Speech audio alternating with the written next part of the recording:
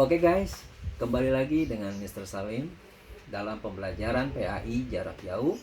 Hari ini Selasa 24 Maret 2020. Materi yang Mr. akan ajarkan hari ini bab 10 tentang kisah keteladanan Nabi Muhammad Sallallahu Alaihi Wasallam.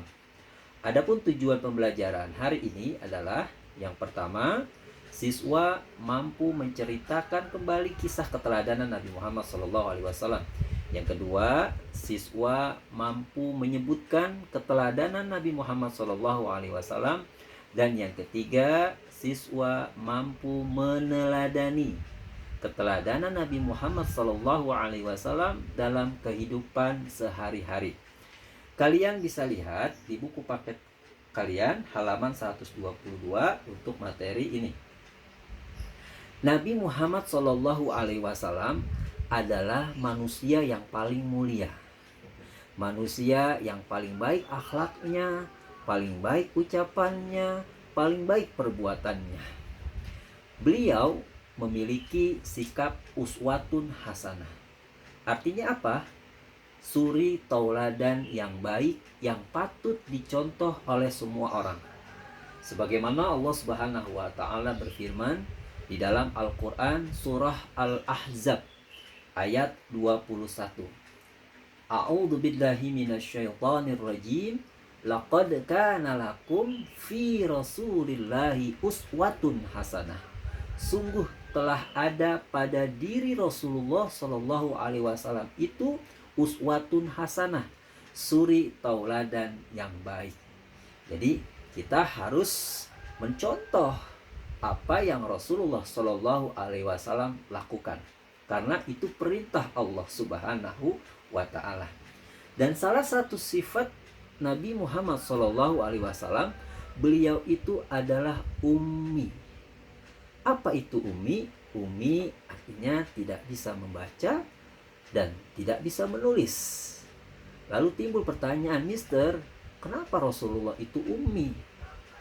Jawabannya adalah agar Al-Quran yang diturunkan oleh Allah Subhanahu wa ta'ala melalui malaikat Jibril kepada Nabi Muhammad itu benar-benar datangnya dari Allah Subhanahu wa ta'ala. Coba seandainya kalau Nabi Muhammad itu pintar menulis, maka orang kafir Quraisy akan mengira kalau Al-Quran itu adalah tulisan Nabi Muhammad, ucapan Nabi Muhammad yang dibuat cerita. Tapi ini tidak. Karena Nabi Muhammad disebut ummi, jadi orang percaya dan yakin kalau Al-Quran itu adalah firman Allah Subhanahu wa ta'ala. Itulah sebabnya kenapa Nabi Muhammad memiliki sifat ummi. Anak-anakku sekalian yang Mister sayang, yang Mister cintai, kisah keteladanan Nabi Muhammad SAW apa saja yang patut kita contoh? Yang pertama, di buku ini disebutkan adalah amanah. Amanah itu artinya apa? Pasti kalian tahu. Amanah itu artinya dapat dipercaya. Nabi Muhammad SAW sejak masa kanak-kanak tidak pernah menjadi anak nakal dan tidak pernah berkelahi dengan teman-temannya. Beliau sangat dikenal dengan santun, sopan, dan selalu menghargai yang lebih tua. Di antara sifat-sifat amanah beliau, yang pertama adalah menggembala kambing. Ketika Nabi diberikan amanah untuk menggembala kambing, tidak ada seekor pun kambing pemiliknya hilang. Makanya Nabi Muhammad mendapatkan gelar Al-Amin atau dapat dipercaya. Lalu yang kedua, sifat amanah Nabi Muhammad SAW, yang kedua, ketika meletakkan Hajar Aswad ke tempat semula. Jadi saat itu orang-orang Quraisy berebutan untuk meletakkan Hajar Aswad ke tempat semula sampai terjadi pertengkaran. Akhirnya Nabi Muhammad yang disuruh untuk meletakkan Hajar Aswad. Tapi beliau tidak mau sendirian. Beliau ajak para pemimpin Quraisy untuk meletakkannya bersama-sama. Caranya bagaimana? Jadi Hajar Aswad itu diletakkan di tengah sorban beliau, lalu setiap ujungnya pemimpin Quraisy itu memegang dan meletakkan Hajar Aswad bersama-sama. Akhirnya tidak timbul pertengkaran di antara mereka. Itulah sifat amanahnya Nabi Muhammad SAW. Lalu bagaimana dengan kita meneladani amanah Nabi Muhammad SAW? Kalian sebagai siswa, sebagai anak, amanah yang kalian lakukan bukan kalian harus menggembala kambing, tidak. Tapi bagaimana kalian bisa mengerjakan tugas atau PR yang diberikan oleh Miss atau Mister. Ini salah satu meneladani amanah Rasulullah Shallallahu Alaihi Wasallam. Yang kedua, kalian ketika diberi waktu belajar oleh ayah, oleh bunda, maka gunakan waktu itu sebaik-baiknya untuk belajar, bukan untuk main game, bukan untuk tidur-tiduran dan lain sebagainya. Itulah amanah yang harus kalian lakukan. Yang kedua, keteladanan Nabi Muhammad SAW adalah siddiq atau jujur, atau juga bisa dibilang benar. Siddiq, kejujuran Nabi Muhammad SAW itu sangat luar biasa. Beliau tidak pernah mengatakan kata-kata dusta atau bohong kepada siapapun, baik kepada lawannya maupun kepada kawannya, baik kepada musuhnya maupun kepada temannya. Salah satu contoh kejujuran Nabi Muhammad SAW yaitu ketika dipercaya menjalankan usaha perdagangan milik Khadijah. Khadijah itu adalah seorang wanita saudagar kaya raya. Karena kejujurannya, akhirnya Khadijah menikah dengan Nabi Muhammad SAW. Ketika itu Nabi Muhammad pada usia 25 tahun sudah menikah dengan Khadijah dan dikaruniai 6 orang anak. Inilah salah satu contoh sifat jujur Nabi Muhammad SAW. Lalu bagaimana kita? Kalian sebagai siswa meneladani kejujuran yang diteladani oleh Nabi Muhammad SAW. Salah satu contohnya, jujur di sekolah, tidak menyontek saat ujian, walaupun tidak ada guru, tidak ada pengawas. Itu salah satu meneladani sifat jujur buat kalian. Bagaimana dengan orang tua di rumah? Kalau di rumah, ketika waktunya sholat, kalian kerjakan sholat. Kalau ditanya sama ayah sama bunda, nah, kamu sudah sholat atau belum? Kalau belum, katakan belum. Kalau memang sudah, katakan sudah. Jangan belum, tapi kamu bilang sudah ayah, sudah bunda, padahal belum. Berarti kamu tidak jujur. Nah, jadi itu meneladani sifat jujur dari Rasulullah SAW. Lalu yang ketiga, keteladanan Nabi Muhammad SAW yaitu pemurah. Apa pemurah?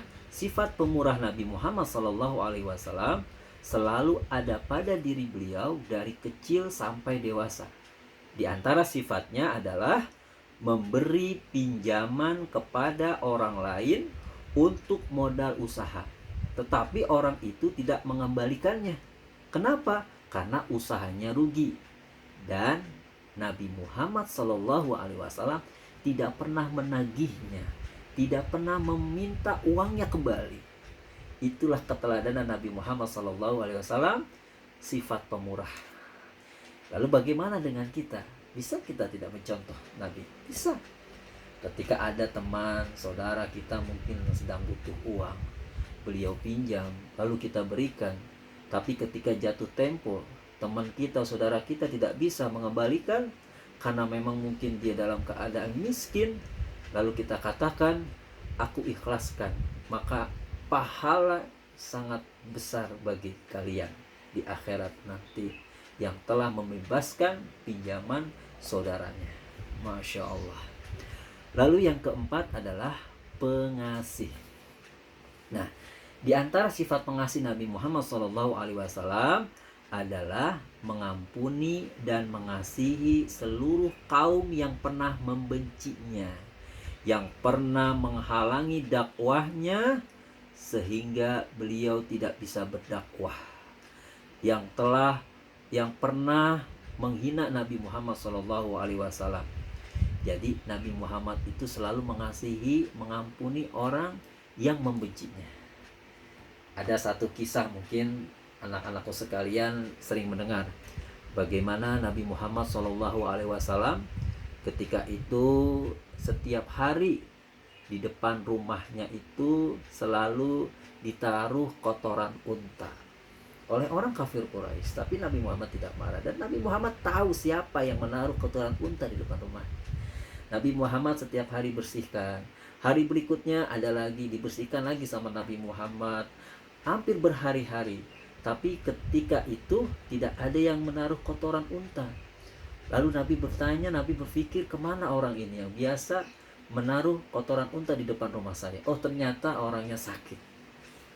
Lalu apa yang Nabi lakukan? Apakah Nabi mengatakan emang enak, syukurin?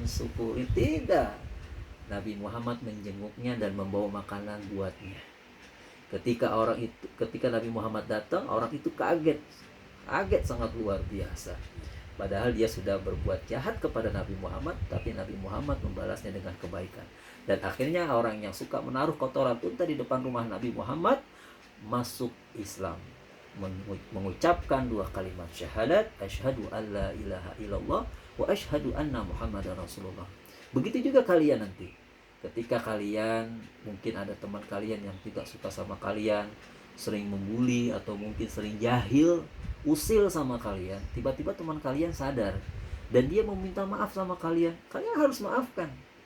Karena ketika kalian maafkan, kalian akan menjadi orang yang mulia.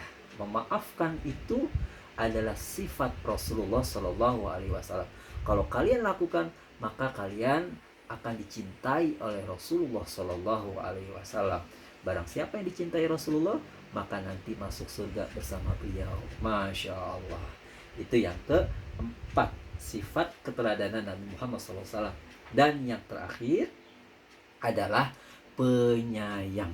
Nah, penyayang, sifat penyayang yang dilakukan oleh Nabi Muhammad SAW yang tidak pernah dilakukan oleh bangsa Arab lain, yaitu membebaskan budak atau hamba sahaya secara cuma-cuma atau tanpa uang tebusan, uang pengganti. Tuh.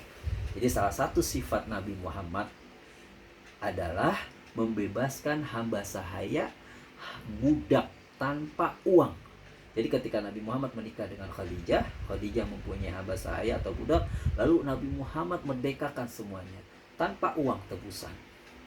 Itu salah satu sifat penyayangnya Nabi Muhammad SAW. Dan masih banyak lagi. Beliau itu sangat mengasihi, sangat menyayangi orang yang lebih muda daripada beliau, dan menghormati orang yang lebih tua daripada beliau. Nah, ini kita harus contohkan. Kalau kita punya adik di rumah, mari kita sayangi dengan sebaik-baiknya. Jangan kita membuat nangis adik kita setiap hari. Kasihan kan ayah bunda kalian nanti di rumah. Kalian ribut terus sama adik kalian. Sebagai kakak harus jadi contoh yang baik buat adiknya. Lalu bagaimana mister kalau adik saya yang reseh, adik saya yang usil? Ya biarin aja. Namanya juga anak-anak. Kalian juga harus sabar. Ya, kalian harus mengerti bagaimana menjadi seorang kakak. Nah, jadi itu kisah keteladanan Nabi Muhammad SAW. Jadi ada berapa? Di buku ini ada 5. Sebenarnya banyak sekali ya anak-anakku sekalian keteladanan Nabi Muhammad SAW. Tapi Mister akan menjelaskan dalam buku ini saja, yaitu 5 saja. Yang pertama adalah amanah, kedua sidik, ketiga pemurah, keempat pengasih, dan yang kelima adalah penyayang. Mungkin ini saja materi yang Mister berikan kepada kalian. Mudah-mudahan kalian dapat pahami, kalian dapat mengerti, dan mudah-mudahan ini menjadi ilmu yang bermanfaat buat kalian. Setelah video materi ini, nanti ada soal-soal yang berkaitan dengan materi yang Mister sampaikan. Kalian harus kerjakan ya dalam waktu 25 menit untuk mengerjakan soal yang Mister berikan. Oke? Terima kasih anak-anakku semua. Selalu jaga kesehatan di rumah, dan kita berdoa kepada Allah semoga musibah yang terjadi sekarang ini yaitu wabah virus corona, segera berakhir sehingga kita bisa melaksanakan aktivitas kita seperti biasa. Amin ya robbal alamin. Dari Mister cukup sekian, kurang lebihnya mohon maaf dan terima kasih atas segala perhatian. Wallahu muwaffiq ila aqwamit thoriq. Assalamualaikum warahmatullahi wabarakatuh.